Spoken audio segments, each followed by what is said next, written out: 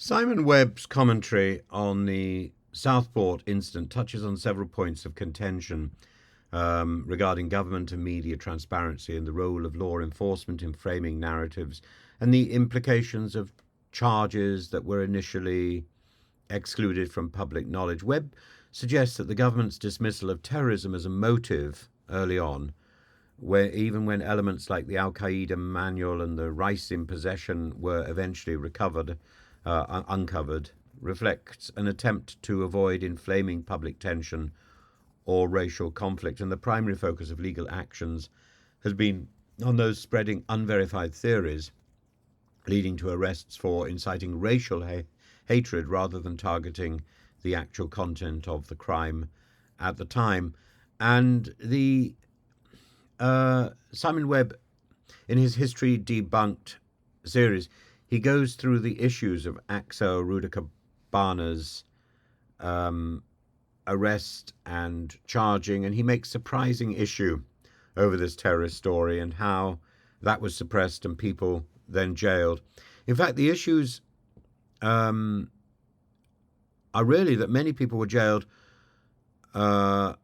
mostly because of the rioting or the racism in their posts. So, for example, he mentions one post where he quotes, and I'm going to quote, "The court was told that on the 29th of July he had posted saying that the deaths of the 3 girls in Southport was a terrorist attack carried out by a Muslim.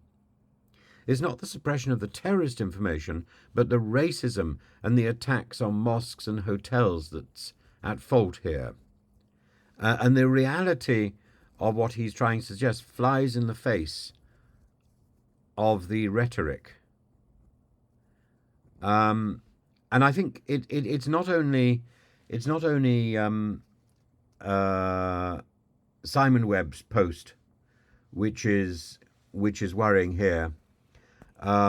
It's also Jenrick and Badenoch. By echoing Farage, they're accusing the government of a cover-up regarding the Southport killer, and it only fuels mistrust in the police, and it undermines the UK's integrity in the long term. This rhetoric simply adds fuel to conspiracy theories and heightens public distrust, and it's irresponsible. And to suggest that I was actually encouraging this line of inquiry, which somebody has actually done in the comment section, is a misrepresentation, unfortunately. But that's because people they see the headlines, they don't actually look at the videos, and they think, oh yes, he's another one who's stoking up the conspiracy. I'm not.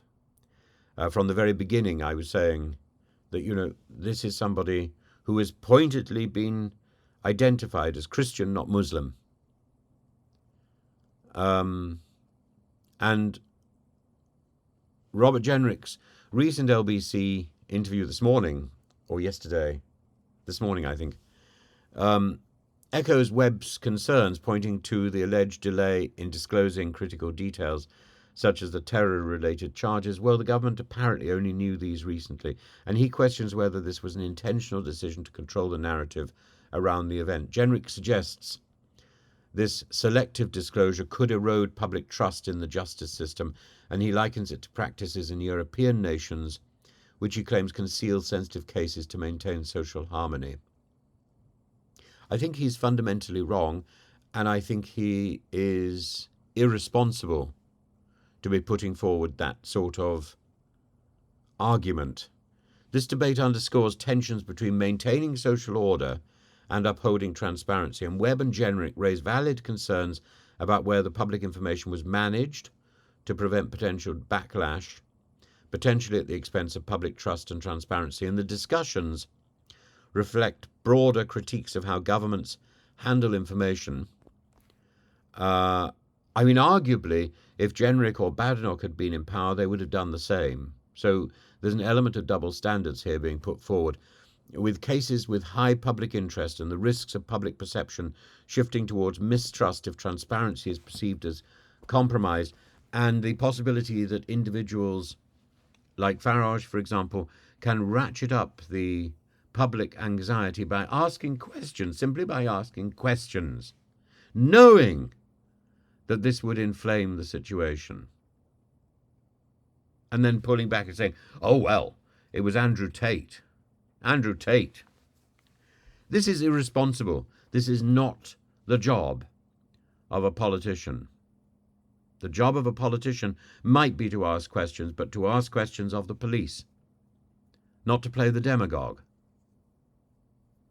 Now, maybe the police should have been more open with the information that they surrendered to the government and therefore to MPs across the board. But there is no reason why we, ordinary Joe Bloggs, need to have this information at that point. As I say, Webb is wrong in identifying terrorism as the concern that was itself a concern for the police and that led to arrests. What led to arrests was the riot and the attack of mosques and the attack of hotels housing asylum seekers. What led to the arrests was the direction encouraged by people like Farage that this was about immigration, which it wasn't.